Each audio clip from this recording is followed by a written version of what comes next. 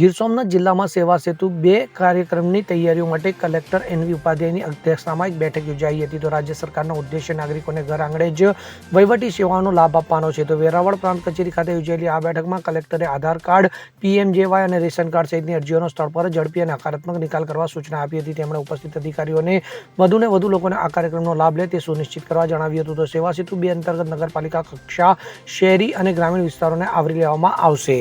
આ બેઠકમાં પ્રાંત અધિકારી વિનોદ જોશી સહિત ખેતીવાડી, આરોગ્ય, નગરપાલિકા, રોજગાર, ફિશરીઝ જેવા વિવિધ વિભાગોના જિલ્લા અને તાલુકા કક્ષાના ઉચ્ચ અધિકારીઓ અને કર્મચારીઓ ઉપસ્થિત રહ્યા હતા. Bureau report CN24 news. હવે જુઓ દેશ દુનિયાની તમામ ખબરો તમારી આંગળીના ટેરવે. ઉઠાવો મોબાઈલ અને Google Play Store પરથી ડાઉનલોડ કરો અમારી CN24 ન્યૂઝ મોબાઈલ એપ.